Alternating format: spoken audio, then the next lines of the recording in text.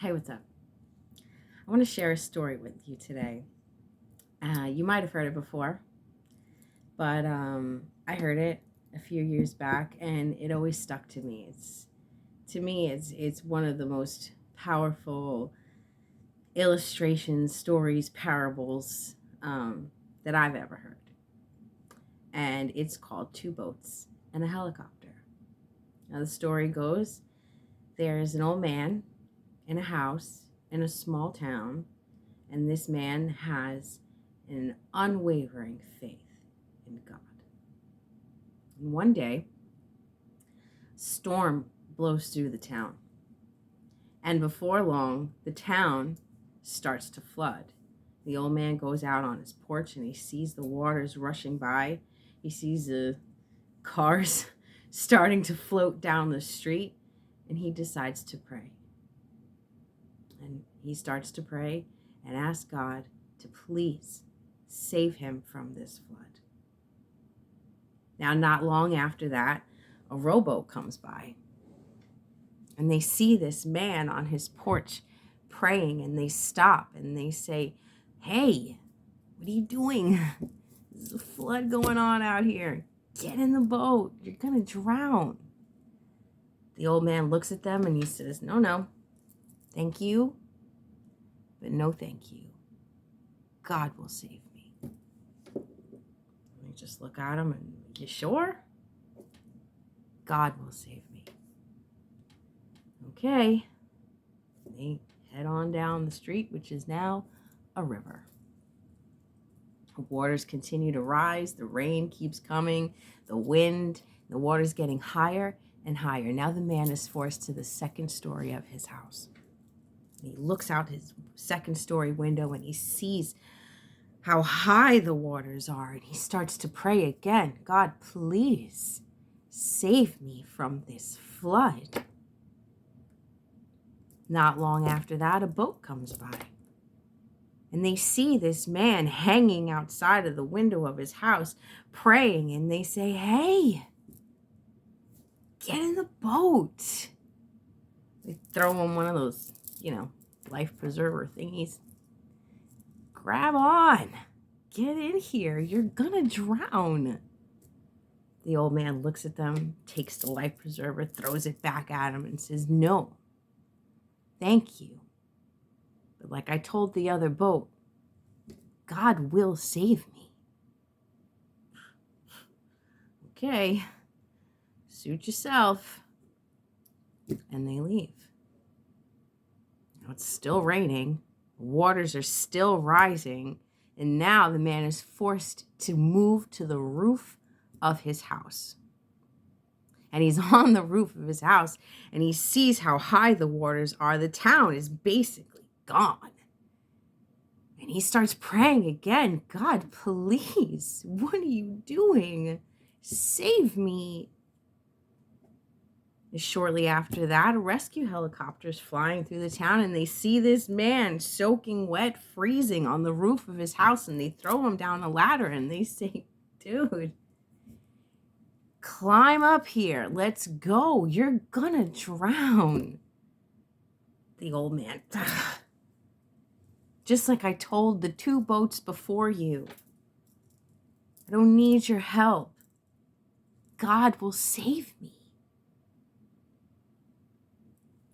The guy with the ladder looks at the pilot, like, "What are we supposed to do?" I mean, the pilot's like, "Well, we can't stay here or we're gonna die. So, I guess we gotta leave him. Are you sure? You sure you don't want to get on the helicopter? It's looking pretty bad down there." "God will save me." Okay. And they leave him. Now, obviously, the waters continue to rise, and the old man drowns. Gets to heaven. He meets God for the first time. He's pissed. He looks at God and he says, "I've spent my whole life faithful to you. And I prayed and I prayed and I prayed and I asked for your help, and you let me drown. God looks at him. He's, what are you talking about? I sent you 2 boats and a helicopter. What more did you expect from me?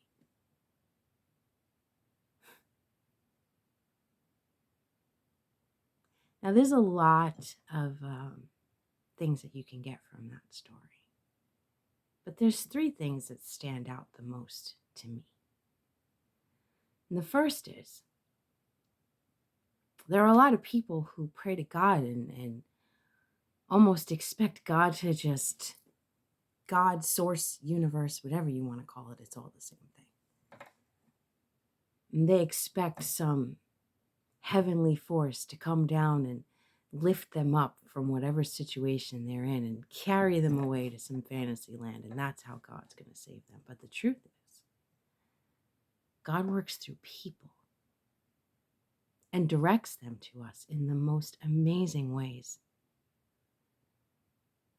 And if you're expecting a miracle in any other way, you just might miss the boat. Which brings me to the second thing that I get from this story. Expectations could be the death of us. If we refuse a message because of who it's coming from or where it's coming from, we could miss out on some of the most important messages of our life. It could be a homeless guy on the corner that feels inspired to tell us something. It could be a 3-year-old child that suddenly says some really groundbreaking stuff. Just because our prayers aren't answered in the way that we expect doesn't mean they're not being answered.